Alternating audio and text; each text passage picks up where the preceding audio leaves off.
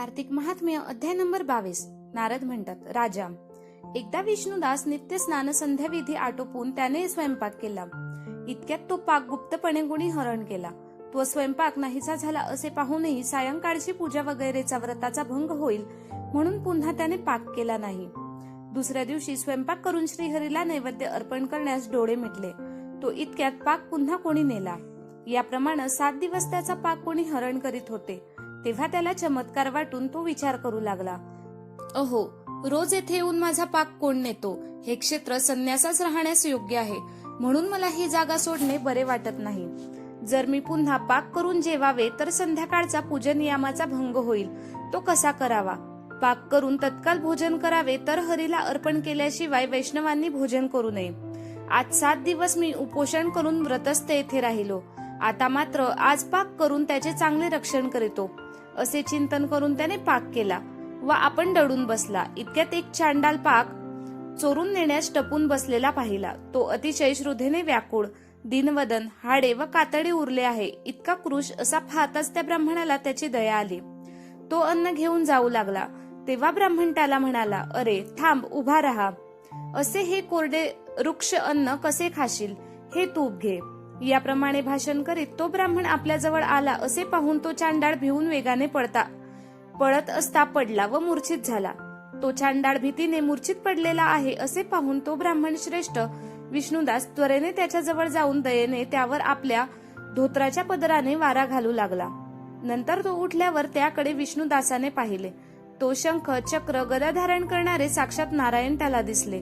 पितांबरधारी, चतुर्भुज, श्रीवत्स संकित, किरीट, कुंडले, कौस्तुभमणी धारण करणारे, जवसाचे फुलाप्रमाणे श्यामवर्ण, हृदयावर कौस्तुभ झळकत आहे असे प्रभू त्याने पाहिले। विष्णू दर्शन झाल्याबरोबर अंगावर रोमांच, आनंदाश्रू इत्यादी सात्विक भावामुळे त्या ब्राह्मणाला स्तुती व नमस्कार करण्याचे सुचेना। नंतर इंद्रादिक देव तेथे आले। गंधर्व, अप्सरा नाचू व गाऊ लागल्या। शेकडो विमानांनी देव, ऋषी यांच्या समुदायांनी व गीत, वाद्य यांच्या घोषांनी ते स्थान व्यापून गेले। तेव्हा विष्णूंनी आपल्या सात्विक भक्ताला आलिंगन देऊन आपले प्रमाणे त्याला रूप दिले व विमानात बसून वैकुंठात नेले। विष्णुदास विमानात बसून विष्णू लोकात जाऊ लागला। तेव्हा दीक्षित चोल राजाने त्याला पाहिले। राजा वैकुंठात जाणाऱ्या विष्णुदासाला पाहून मुद्दलास मोठ्याने हाक मारू लागला।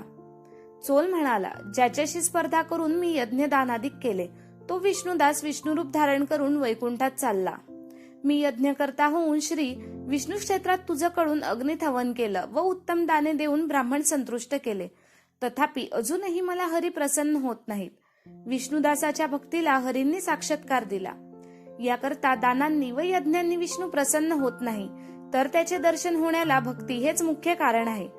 गण म्हणतात, राजा याप्रमाणे बोलून लहानपणापासून दीक्षित असल्यामुळे त्याला पुत्र झाला नाही, म्हणून त्याने बहिणीच्या मुलाला राज्यावर बसविले।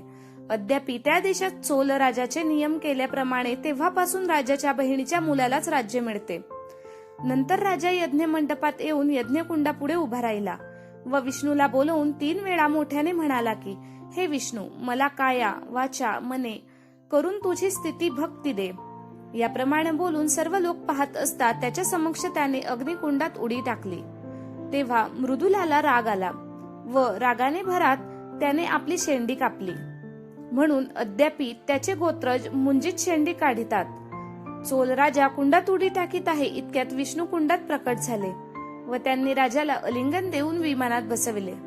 त्याला आलिंगन देऊन व सास्यरूप देऊन त्याला विमानात घेऊन इंद्रादिक देवांसह विष्णू वैकुंठास गेले। नारद म्हणाले, जो विष्णुदास तो पुण्यशील नावाचा वा जो चोल राजा तो सुशील नावाचा, असे हे दोघे विष्णू सारखे रूप धारण करणारे असे झाले। त्यांना रमापती विष्णूंनी आपल्या द्वारी राहणारे द्वार लगन केले। इति श्री पद्मपुराणे कार्तिक महात्म्य द्वादशोऽध्याय समाप्त। धन्यवाद।